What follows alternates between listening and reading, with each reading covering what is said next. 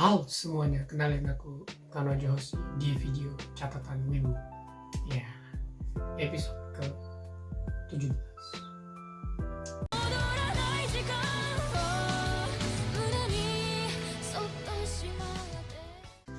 Sebelum itu aku mau bilang bahwa selamat kepada teman-teman yang menunaikan ibadah puasa.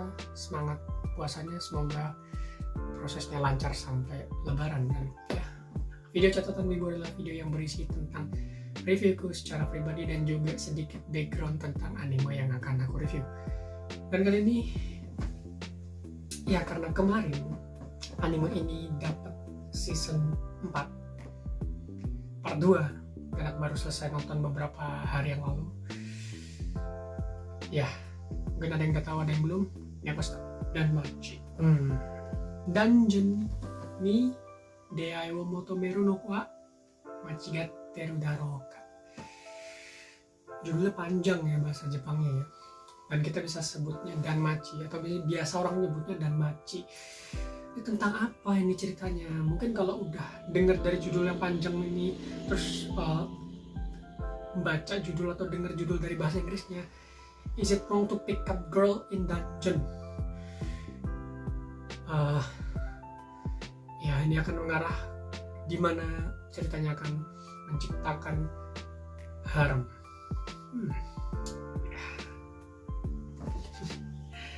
Gambaran kasar dulu ya. Dari pertamanya tuh aku nonton anime ini di waktu awal-awal aku bertransisi dari awalnya nggak ngerti dan nggak terlalu suka yang kayak gini terus akhirnya suka, akhirnya nonton lah Danmachi ini. Waktu aku nonton pertama ya pada saat itu masih enak-enak aja karena pertama kali kalian nonton tuh pasti ya enak sih pertama kali. Dan nggak menyangka aja series ini dapat adaptasi sampai ke-4 ya, season 4, dimana season 4 nya ada 2 part. Wow, meskipun jarak antara season 1 dan season 2 nya itu cukup jauh karena aku nggak tahu faktor apa yang menyebabkan itu, entah karena mungkin laku atau pasarnya ada, dan ya pasti selalu ada pasarnya dan selalu laku sih, terutama untuk cerita-cerita yang klise seperti ini. Aku baca dulu sinopsis dari ceritanya ya. Di sebuah kota bernama Orario, di mana disebut sebagai kota petualang karena di kota itu terdapat dungeonnya, dan pekerjaan yang didambakan semua orang itu adalah petualang atau penjelajah gitu lah, bokensha atau bahasa Jepangnya seperti itu. Dan di sini bercerita tentang seorang pemuda bernama Bell Cranel atau Beru Craneru, gimana nyebutnya gitu ya, yang bermimpi untuk menjadi petualang yang hebat. Tapi banyak yang menolak dia karena ya dia lemah gitu. Lalu di suatu ketika dia bertemu dengan seorang dewi, yang dimana dewi itu bisa dibilang tidak punya apa-apa juga, sama-sama orang yang kebetulan aja itu butuh satu sama lain. Yang satu itu butuh familiar atau kayak family, dan yang satu itu butuh dewa untuk mendapatkan berkat. Dan di sini berkat itu apa? Berkat itu adalah sebuah sistem yang diberikan dewa.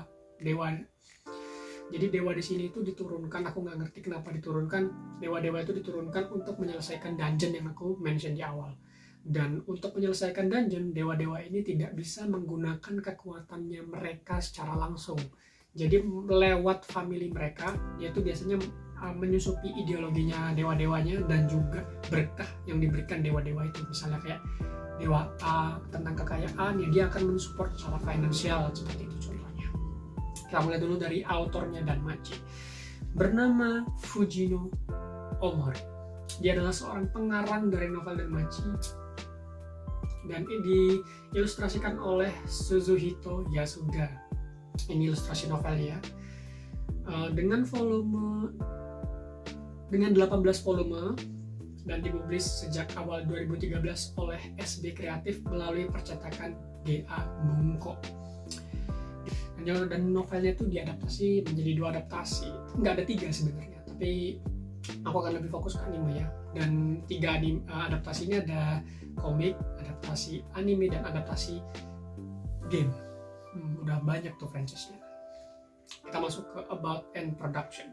Karya novel ringan yang ditulis Fujino Omori dan diilustrasikan oleh Suzuhito Yasuda.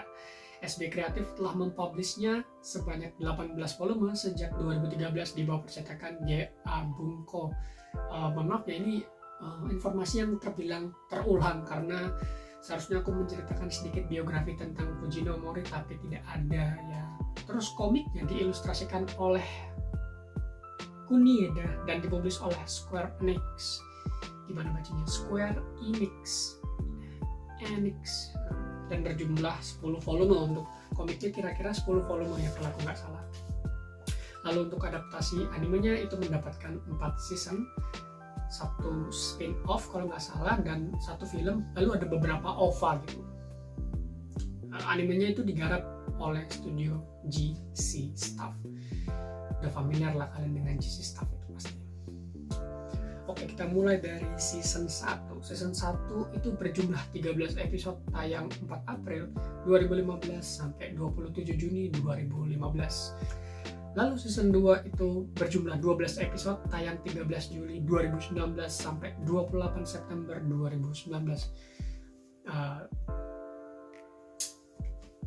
Dan season 3 itu berjumlah 12 episode, tayang 3 Oktober 2020 sampai 19 Desember 2020. Untuk season 4 part 1 itu berjumlah 11 episode, tayang 23 Juli 2022 lalu sampai 1 Oktober 2022. Lalu season 4 part 2 yang kemarin baru aja selesai itu tayang 7 Januari 2023 sampai 18 Maret 2023, berjumlah 11 episode juga. Jadi season 4 kalau digabung ada 22 episode. Kita masuk ke staffnya. Director Yoshiki Yamakawa itu untuk season 1. Terus ada Hideki Tachibana untuk season 2, season 3, dan season 4. Untuk screenwriter ada Hideki Shirane. Dan yang ini sound directornya Ake Tagawa-jin. Ini salah satu, kalau bikin sound memang gini-gini apa tuh begini. Langsung aja lah, tadi informasinya dikit aja, kita masuk ke review. Jadi aku sama ratakan aja ya sebenarnya, dari season 1, season 2, season 3, season 4 aku nonton filmnya. Kalau untuk spin-off-nya aku kurang tahu, aku lupa aku pernah nonton apa enggak, jadi aku anggap belum nonton aja. OVA-nya aku cuma nonton 1. Dan ya, yang aku akan nge-review yang aku pernah tonton aja. Untuk M4-nya ini menurutku mereka konsisten lah ya, dibilang wow banget animasinya juga enggak, dibilang buruk juga enggak. GC Staff, mungkin kalian udah familiar ya dengan GC Staff. Ya, dengan GC Staff sendiri menurutku sudah keren. Storyboard yang dipakai itu cukup keren ya untuk battle-nya sendiri, punya ya ciri-ciri khasnya GC Staff lah, pasti mirip-mirip di komik gitu storyboardnya dia itu. Lalu untuk visual secara warna itu menurutku terkadang lebih kontras ya karakternya daripada backgroundnya ketika masuk ke dalam beberapa area dungeon gitu kan. Dan latarnya itu terlihat lebih, mungkin ya namanya latar kan, itu gambar dan beda dengan animasi, tapi ya itu menurutku itu ya bagus-bagus saja, namanya juga karakter protagonis anime. Terus karakter anime itu maklum lah kalau kontras. Dan juga penggunaan 3D-nya di Staff itu keren, pas lah ya, dibilang aneh juga enggak, dibilang terlalu mencolok atau kontras juga 3D-nya juga enggak, tetap bisa oke lah ini sebenarnya. Untuk secara visual overall oke. Itu tadi maksudku masih berada di tengah-tengah lah, nggak dibilang bagus banget juga enggak, dibilang buruk juga enggak, tengah agak naik ke bagus gitu kalau aku menilainya seperti itu. Dan untuk alur cerita sendiri menurutku ya ini just another harem story. Dari judul kalian tadi udah tahu, di awal aku sudah nge-mention bahwa ini akan jadi harem, cerita harem cuy gitu. Dan ya kesampingan soal harem itu, world building yang udah dibentuk sama autornya tuh bener-bener rapi dan juga matang, dan kalian bisa ngerasain gitu loh ketika awal mula cerita ini dimulai, diperkenalkan ABCD sekian banyak, dijeberin banyak banget. World buildingnya tuh udah utuh, jadi nggak prematur, nggak harus nunggu tiba-tiba ada apa yang terlalu nge-twist dan nggak jelas gitu. Nggak, ini masih menurutku banyak potensi yang bisa digali dari world buildingnya, kayak dari dungeonnya sendiri, terus dari sistem dewa-dewa itu. Terus di luar dungeon itu menurutku cukup agak bagus lah ya, secara world building konsepnya itu udah cukup matang menurutku dan asik lah untuk diikuti, terutama buat magic ya. Perapalan magic di situ tuh kata-kata yang digunakan tuh keren gitu, spell magicnya tuh keren. Nah, kita mulai dulu dari season 1. Season 1 menurutku ini adalah pengenalan yang bagus, pengenalan yang cukup menjelaskan secara terbuka tentang apa ini, apa itu, karakternya siapa aja, protagonisnya siapa aja, dan tujuannya itu kemana. Itu menurutku sudah cukup jelas, sudah memberikan apa yang harus dilakukan karakter utama dan bagaimana mereka memberikan storytelling itu cukup jelas lah, nggak yang ribet banget. Lalu ketika masuk ke season 2, menurutku season 2 tuh lebih mengkerucutkan pada sebuah arc gitu. Meskipun tadi pada season 1 itu beberapa arc tuh kerucut, tapi mereka masih lebih terbuka gitu di awal-awal. Tapi kalau season 2 tuh udah tertutup, mengkerucut pada sebuah problem, dan itu harus diselesaikan. Lalu masuk ke season 3. Season 3 itu lebih, tadi kan aku bilang mengkerucut ya, mengkerucut ke satu titik tapi lebih agak luas saja kerucutnya. Nah, menurutku season 3 itu jembatan untuk menuju ke season 4, karena apa ya, terlalu cepat aja kilasnya tuh, terlalu cepat menurutku untuk merasakan pengembangan yang diperlukan. Tapi overall di season 2, season 3 itu sudah terasa mulai ada pengembangan karakter atau karakter developmentnya udah mulai terlihat di season 2, season 3. Ya memang harusnya seperti itu. Untuk season 4-nya sendiri, dari season 4 yang part 1, season 4 part 1 itu dia lebih kepada pembukaan aja atau lebih jembatan, kayak aku bilang season 3 itu jembatan. Nah ini gabungan aja, bridgingannya dari season 3 ini. Dan bagus aja season 4 ya, ceritanya oke.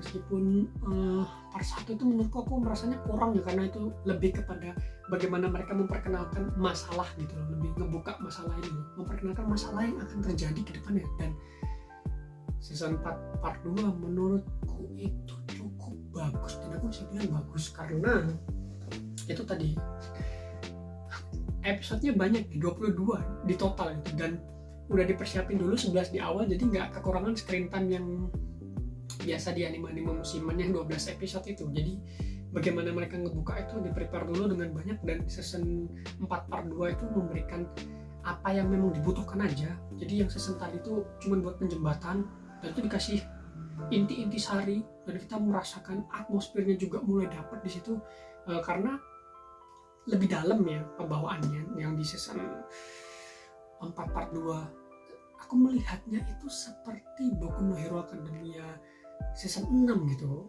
Apa ya, kenapa makin kesini kok ada bagian yang menurutku lebih dapat, lebih gelap, tone-nya itu berubah dari apa yang kalian lihat di awal. Terus ketika ngeliat art yang seperti ini, mereka tone-nya lebih gelap, lebih agak abu-abu gitu loh rasanya. Warnanya juga lebih turun kontrasnya, vibrance-nya itu turun lah ya, nggak terlalu vibrance, nggak kayak tema awal mereka nge-build anime ini, terus menceritakan, terus membawakan storytellingnya lebih vibrant, warnanya lebih terang atau apa. Meskipun Danmachi ini menurutku implisit agak-agak violentnya itu atau kekerasannya lebih implisit, nggak se-eksplisit itu secara terlihat banget gitu.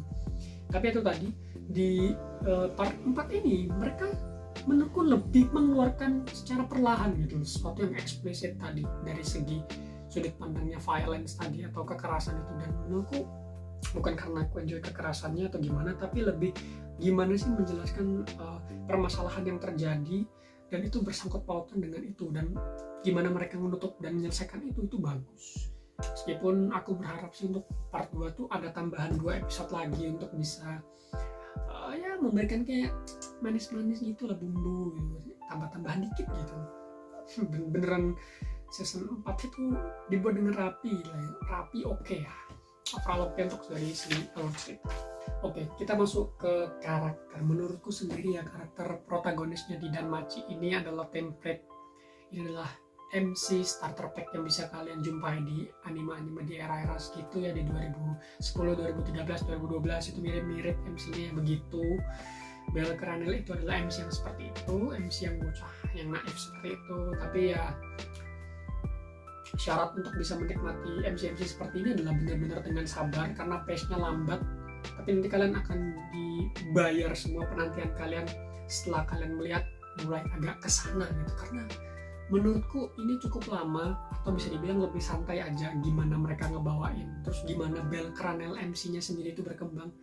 Dan tenang aja, karakter development-nya itu berlaku untuk orang-orang yang ada di sekitarnya karakter utama, dan menurutku ini bagus, aku suka.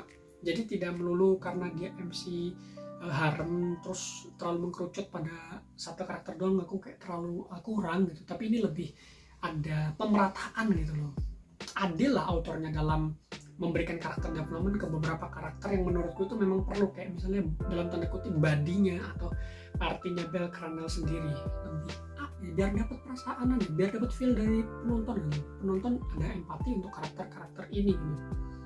Untuk musik ya, menurutku ya Aketagawa Jin, tadi aku bilang sound directornya dia itu selalu keren kalau bikin sound effect teman-teman, terutama untuk BGM-nya menurutku ini oke, terutama untuk season 4 part 2 itu BGM-nya bagus, dan untuk season 1, 2, 3 itu BGM yang bagus itu ketika scene-scene yang mulai masuk ke arah atau atmosfer yang lebih santai itu bagus. Dan juga battle-nya juga menurutku epic aja, kerasa banget kan. Dan yang aku bilang tadi, sound effect-nya Aketagawa Jin itu agak ngebas sound effect-nya kayak gitu. Ya seperti itulah. Kita masuk ke kita mulai dulu dari opening ending. Untuk season 1 ada Hayward dari Yuka Iguchi, dan endingnya ada Right Light Rise dari Kanon Wakeshima ya. Kalau salah ngomong maaf ya, Kanon atau Kanon Wakeshima gitu ya. Ini menurutku untuk season 1 cukup ngena di aku karena lama penontonnya, jadi ada perasaan nostalgia ketika dengerin lagunya. Untuk season 2 openingnya itu ada Hello to Dream dari Yuka Iguchi, dan endingnya itu Sasayakana Tsukusai dari Top Sakana Top Sakana gitu. Sama kayak season 1 openingnya diisi oleh Yuka Iguchi. Dan untuk season 3 openingnya sama Yuka Iguchi Over and Over. Untuk endingnya Evergreen Sajo no Hana. Untuk season 4 part 1 itu openingnya Tento itu Sajo no Hana, dan yang untuk endingnya ini salah satu lagu yang aku sukai waktu itu, jadi aku dengerin lagunya dulu baru nonton. Guide dari Saori Hayami. Lalu season 4 part 2 diisi oleh Saori Hayami untuk openingnya dengan judul Shiko. Lalu untuk endingnya ada Kirikuzu dari Sajo no Hana. Dan menurutku untuk yang ini season 4 tuh bagus-bagus semua, opening endingnya asik, dan dapatlah perasaan dari apa yang terjadi di season 4 benar-benar menggambarkan itulah, itu lewat opening ending itu. Oke, kesimpulannya pas ada pertanyaan apakah anime ini worth it untuk ditonton atau diikuti, jawabanku tergantung sih. Ini tergantung kalau kalian beneran suka sama yang